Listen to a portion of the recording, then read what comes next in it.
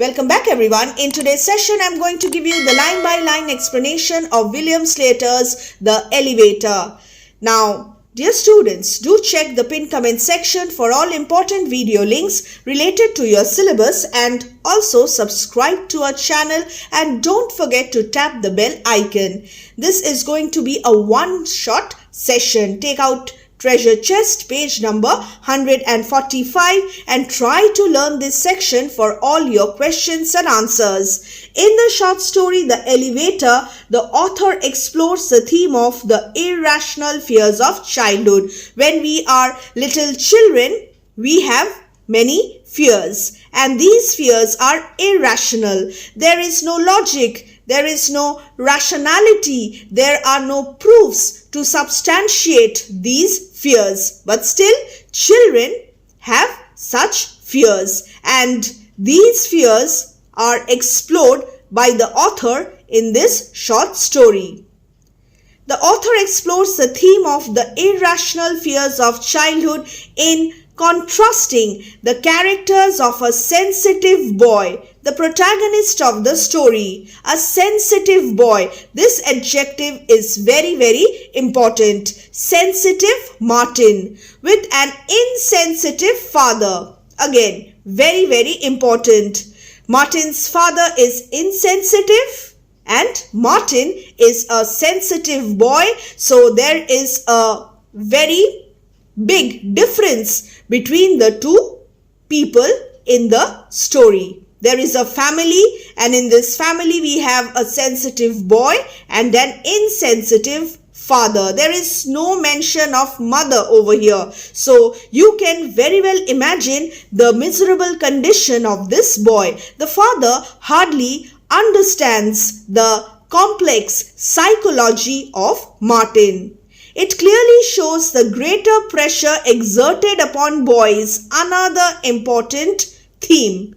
Greater pressure exerted upon boys to be strong, brave and not to cry, the gender stereotype.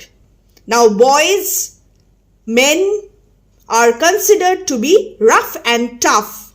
They are considered to be strong, brave, and if they cry, if they show their emotions, if they express that they are in pain or they are sad, then the society considers such an attitude to be improper. So this is gender stereotyping of boys, men in general. Martin probably has claustrophobia as his greatest fear.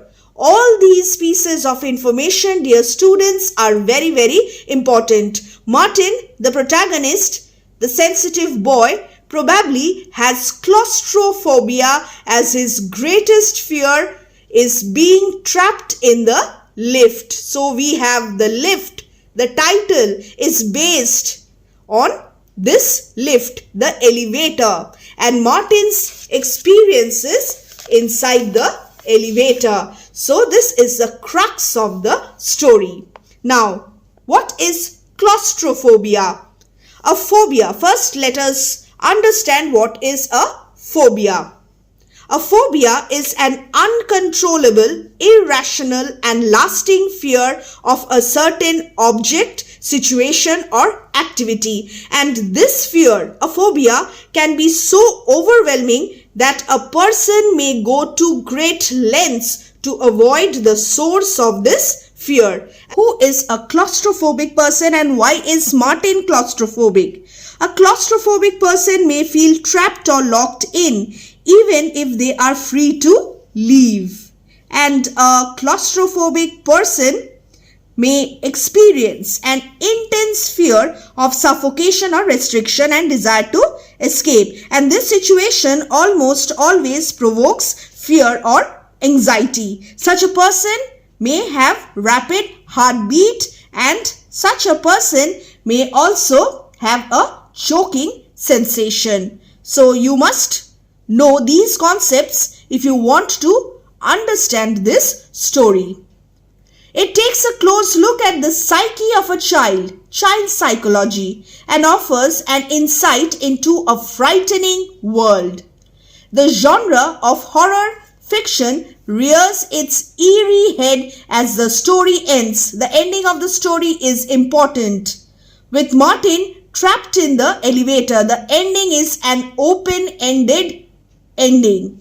I'll just quickly justify the appropriateness of the title. The title is simple, meaningful, and obviously appropriate because it revolves around the elevator, the setting that ultimately leads to Martin encountering the mysterious old fat woman.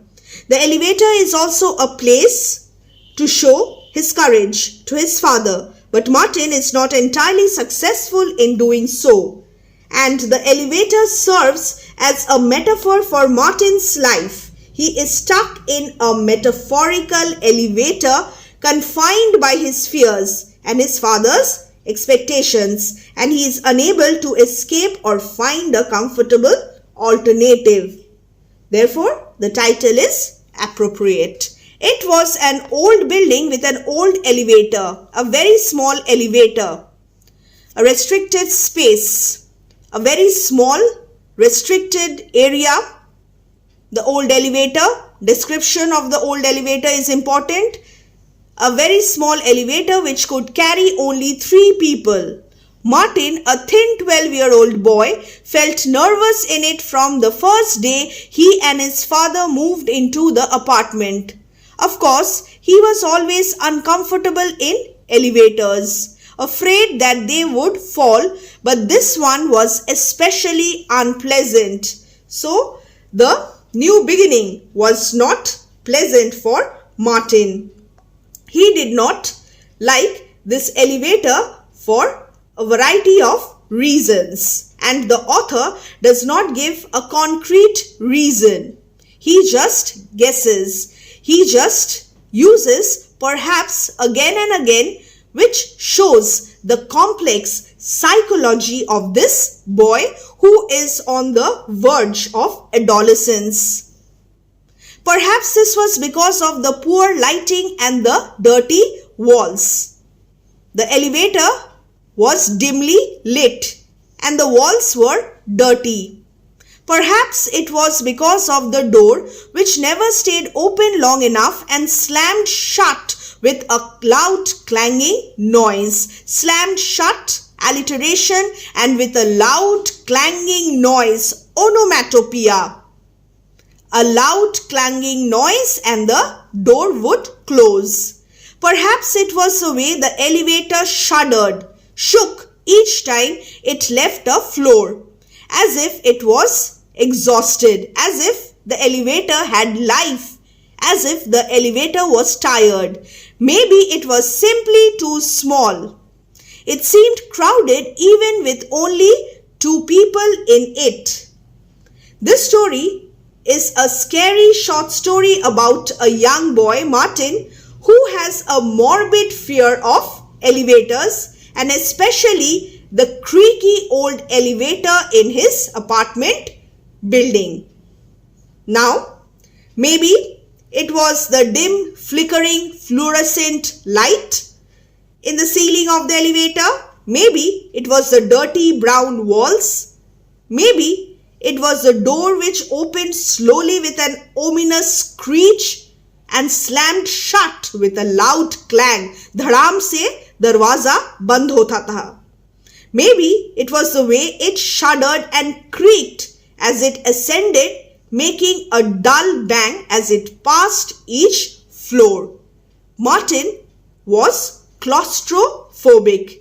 So in this story, we have Martin's fear and anxiety, and the source of his fear is an old claustrophobic elevator. And this fear is aggravated later, intensified later, increased later when he meets a menacing fat woman, a mysterious woman inside the old creaky elevator. Martin was always afraid that something would go wrong. He imagined the elevator cord suddenly snapping and causing him to plunge to his death, or the elevator getting stuck between floors, trapping him inside and causing him to starve to death before anyone noticed. So these were his baseless fears. The stairs were no better, so he wanted to avoid the elevator, but the steps were no better. Martin tried them one day after school. There were no windows and the lights were not working. Martin's footsteps echoed behind him on the cement as though there was another person climbing, getting closer. This is fear. By the time he reached his home on the 17th floor, he was gasping for breath. He was panting for breath, shortness of breath. So, throughout the story, Martin struggles with his fears of confined spaces. Martin usually took the stairs because this was the only available safer option for this young boy. But since his apartment was on the 17th floor, going up the steps every day after school was quite a laborious task for Martin. Windowless passage, the dark passage of the stairs, this is an example of visual imagery. And the description of the elevator is also an example of visual imagery. And the sound, the loud clanging noise I have already discussed, is an example of onomatopoeia as well as auditory imagery. And we also have the personification of the elevator as if it was exhausted. And what is personification? Again, the definition is there on the screen. Dear students, you must know the concepts of different figures of speech. So he was gasping for breath, panting for breath. We have shortness of breath. Martin's father worked at home. He wanted to know why Martin was out of breath. Why didn't you take the elevator? This is the obvious reaction because the elevator was the best option available. It was really tiring for the boy to climb up so many steps and reach the apartment. So this was the natural reaction of Martin's father. But he did not understand the problems faced by Martin. He asked, frowning at the boy, frowning at Martin, "You are not only skinny and weak and bad at sports," his face seemed to say, "but you are also a coward." Martin understood that his father was disappointed in him and he never answered. He did not give an answer. He was embarrassed to let his father know that he was scared. So here we have the father-son relationship. Lack of warmth, sense of isolation and insecurity of Martin, and his father was distant. He was impatient and he was dismissive as a father, emotionally detached from his son.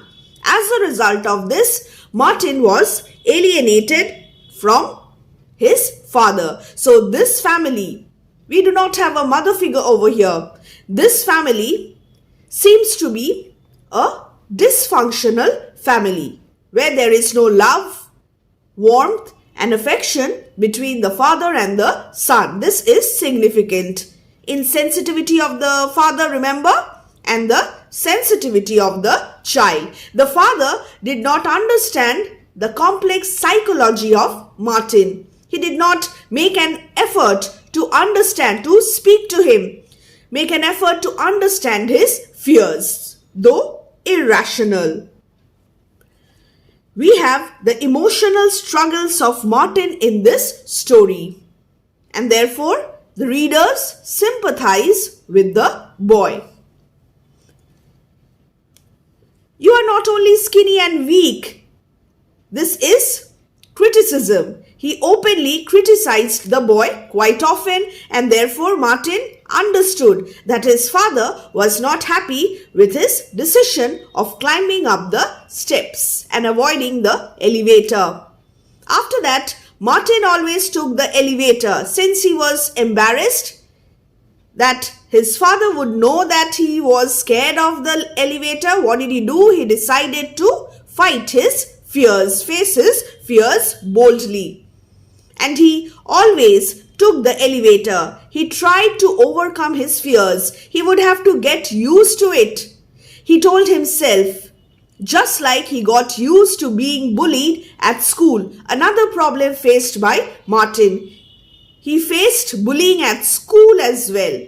At home, there was no love and affection, and at school also, he was bullied. So he had a problematic childhood, and nobody understood him.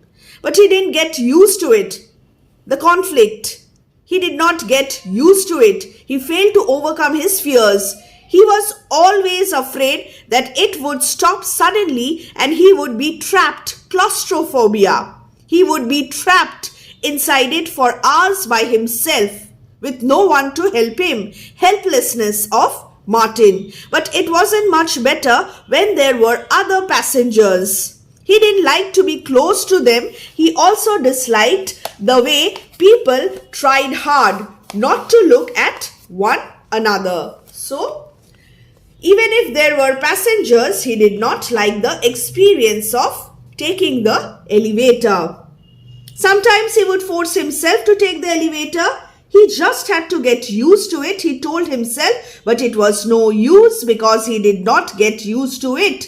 And he hated being alone on the elevator. The reasons why he avoided it. Number 1, he hated being alone on the elevator. Number 2, he had an irrational dread of being trapped in it for hours by himself. But it was not much better when there were other passengers. Quite interesting. The elevator was so small that it felt unbearably crowded and claustrophobic.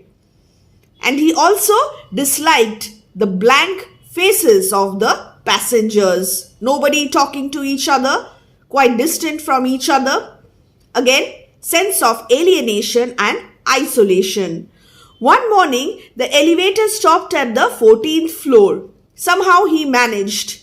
And one morning, the elevator stopped at the 14th floor and a fat lady got on. She was wearing an old green coat that ballooned around her. As she waddled into the elevator, as she stepped into the elevator with short steps, moving from side to side, Martin was sure he felt it sink under her weight. She was enormous, according to Martin. As she waddled on, Martin was sure he felt the elevator groaning under her weight. She was so big that her coat brushed against him and he had to squeeze himself into a corner. Again, visual imagery. There was no room for anybody else. The door closed quickly behind her and instead of facing it, what did she do? She turned around and stared at Martin. Why did she stare at Martin? Martin was uncomfortable. He did not like the blank expression of the passengers and he did not like somebody staring at him. The woman stared down at him with beady eyes. She was so fat that she pinned Martin into the corner and he could not move. So, he looked at her for a moment. She had large fleshy cheeks and no chin. Just a huge mass of neck. Description of the woman. Her blue eyes were tiny but sharp.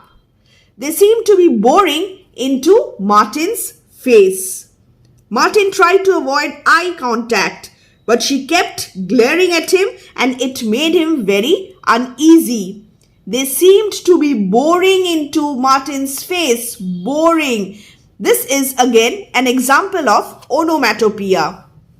Martin looked away. He wanted to avoid eye contact. But the woman didn't turn around. Was she still looking at him? He glanced at her quickly, then looked away again. She was still watching him. He wanted to close his eyes. He wanted to turn around and stare into the corner, but how could he? Because the elevator was so small.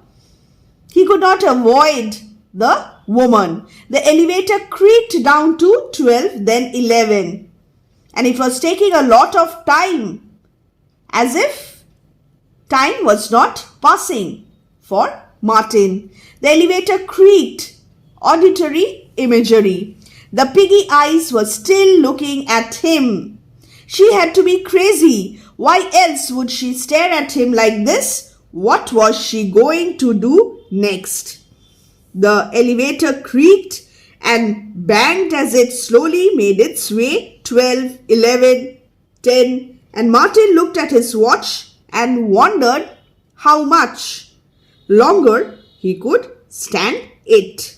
And the fat woman was still staring at him. She did nothing. She only watched him, breathing loudly until the elevator reached the first floor at last. Martin wanted to run past her to get out, but there was no room.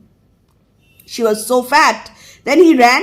He didn't care what she thought. He ran nearly all the way to school. He thought about her all day.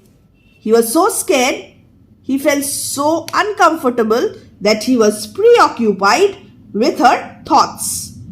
He wondered if she lived in that building. He had never seen her before, and the building was not very big. Maybe she was visiting somebody, but 7:30 in the morning was too early for visiting. Even at school, he kept on thinking about this woman. Martin felt nervous when he got back to the building after school. But why should he be afraid of an old lady? He felt ashamed of himself, of his diffidence, of his meekness. He pressed a button and stepped into the elevator, hoping that it would not stop, but it stopped. On the third floor, Martin watched the door slide open, revealing a green coat, a piggish face and blue eyes which were already staring at him as if she knew he would be there. Eventually, they reached the lobby. The doors opened with a screech and Martin squeezed past the fat lady and got out. Finally, he could breathe again and he was so relieved he ran all the way to school. But he thought about her all day. He had never seen her before and the building was also not very big. All day he was thinking about her. He was apprehensive as he approached the building after school. But why should he be afraid of an old lady? Thinking about all these things, he pressed the button, he stepped into the empty elevator, he stared at the lights using the elevator on and it stopped at 3. Observe how the author is building up the entire situation. There is mystery, there is suspense and there is fear in the mind of the protagonist. It wasn't possible. It was like a nightmare. But there she was. The woman was standing in front of Martin. Going up, said Martin, his voice little more than a squeak. She nodded and stepped on. The door slammed. He watched her pudgy hand move towards the buttons. She pressed not 14, but 18, the top floor. And again, this was quite abnormal and this made Martin suspicious of her motives. The elevator trembled and began to go up. The fat lady watched him again. It was like a nightmare, but there she was, massively real. This morning she got on at the 14th floor, so why did she get on at the 3rd floor today and go up to 18? Suspicious nature of the boy. The elevator seemed to be moving more slowly than usual. Martin watched to press 7 so that he could get out and walk up the stairs, but he couldn't reach the buttons without touching her and he didn't want to do that. When the elevator stopped on his floor, she hardly moved out of his way. He had to squeeze past her, rubbing against her horribly scratchy coat. He was afraid the door would close before he could get out. She turned and watched him as the door slammed shut. No one knows I live on 17th, he thought. So that was crazy. He knew she had gotten on at 14 in the morning. Why was she there going up to 18 now? The only floor he ever went to was 17 and 1. What was she doing? What was her motive? All these questions troubled Martin. and he felt so uneasy that he asked his father. "Have you ever noticed a strange lady in the elevator?" he asked his father that evening. "Can't say I have," he replied, not looking away from the television. He did not pay much attention to Martin. He did not observe Martin closely. He was simply looking at the television and answered. Martin knew he was probably making a mistake, but he had to tell somebody about the woman. "She was in the elevator with me twice today. She just kept staring at me. She never stopped looking at me for a minute." He wanted to vent out his fears, but the father was not at all interested in Martin's fears. "What are you so worried about?" quite casually, his father said, turning impatiently away from the television. He did not like being disturbed. "What am I going to do with you, Martin? Honestly, now you are afraid of some poor old lady." "I am not afraid." Martin felt embarrassed, and he never wanted his father to think that he was a coward. "You are not afraid," said his father. "When are you going to grow up and act like a man? Are you going to be timid all your life?" Martin didn't want to cry in front of his father. He did not want to display his emotions, express himself openly in front of his father. So he waited until he got to his room. Somehow he managed to control his emotions. His father probably knew he was crying anyway. He slept very little. In the morning, when the elevator door opened, the fat lady was again waiting for him. Martin stood there, unable to move. He was probably dumbfounded. He was speechless. He did not know what to do, what to say. The woman was again in front of him. Martin stood there, unable to move, then backed away. As she saw him, her expression changed. She smiled as the door slammed. Martin started running down the stairs in order to avoid the woman. What did Martin do? He started running down the stairs. The stairs were dark, and what happened? He met with an accident. He fell down the steps. His father was silent on the way to the hospital, disappointed and angry. So instead of understanding Martin, instead of sympathizing with him, again, the insensitive father was disappointed and angry with him for being a coward and a fool. And what was the impact of the fall? Martin had broken his leg, fractured his leg, and he needed to walk on crutches. He could not use the stairs now. What would he do? Was that why the fat lady had smiled? Did she know that Martin was going to meet with an accident? Did she know what would happen? Martin was always thinking about the fat woman. At least his father was with him in the elevator on the way back from the hospital. There was no room for the fat lady to get in, and if she did, his father would see her and maybe he would understand. He would accept that Martin was telling the truth. He had to prove himself in front of his father. When he got home, he could stay in the apartment for a few days. The doctor said he had to rest as much as possible. Martin felt quite safe from the fat lady now. He was already scared of the elevator, and now he was scared of the fat lady. He wanted to avoid the fat lady anyhow. "Oh, I almost forgot. His father reached out and pressed number 9. "What are you doing?" asked Martin, trying not to sound afraid. "I promised to visit Mrs. Ullman," said his father, looking at his watch as he stepped out of the elevator. "Let me go with you." "I want to visit her too," Martin pleaded, struggling to move on his crutches. But the door was already closing. "Afraid to be in the elevator alone," said his father. "Grow up, Martin." Even then, the father did not support Martin. He knew about his fears, but he did not make any attempt to lessen his fears.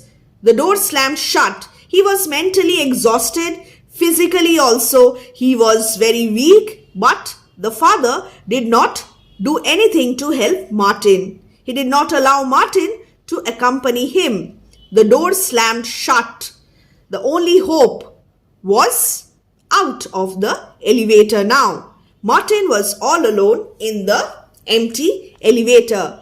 He hobbled to the buttons and pressed 9, but it didn't do any good. The elevator stopped at 10, where the fat lady was waiting for him another encounter. She moved in quickly and he was too slow to get past her in time to get out. And the door closed and the elevator began to move.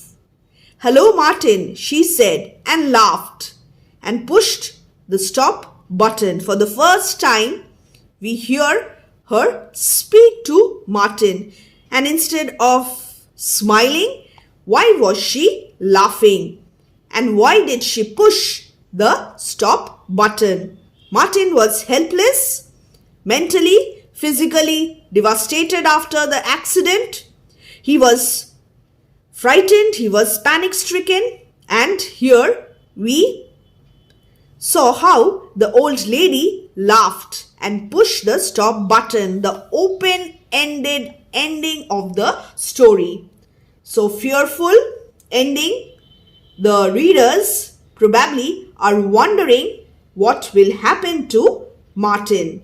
The story is written from a limited third-person point of view as it describes the event regarding Martin and the elevator. In this story, we do not have ghosts, we do not have any fantastical elements.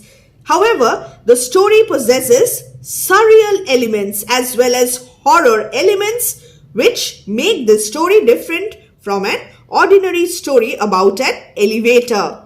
The author arouses curiosity in the minds of the readers. The end of the story is interesting as it converts a normal situation into a fearful situation. The number of floors from which the old lady gets on and off is very peculiar. The elevator becomes an object of terror for the boy, and we have the intimidating appearance of the fat lady throughout the narrative. She is menacing and she contributes to the atmosphere of unease and suspense. Her sly smile makes Martin insecure. The situation turns wild as the woman traps Martin in the elevator without giving any explanation. This is the open ending of this story. Perhaps this is the author's way of showing that the story would continue onward as the reader imagines what would happen next when the woman pushes the stop button in the elevator. What is the central theme? Fear and anxiety. The central theme of the story is Martin's fear and anxiety, and his claustrophobia is further aggravated by his repeated encounters with the mysterious lady. We also have theme number 2, isolation and loneliness. Martin seems isolated both physically and emotionally. He lives in a high-rise apartment separated from others, and his father appears emotionally distant. And the isolation is reflected in his solo journeys in the elevator, his solitary struggle with his fears, and the lack of understanding he receives from his father regarding his anxieties. The unseen and the unknown, theme number 3. The fat lady in the elevator symbolizes the unseen and the unknown. Her strange behavior, her timing in appearing in the elevator, all contribute to the eerie, mysterious atmosphere. And we also have parental expectations, and this contributes to Martin's inner turmoil. Boys are considered to be strong, and when Martin is scared, his father does not like it at all. We also have the powerlessness of the boy. Martin often finds himself in situations where he is powerless.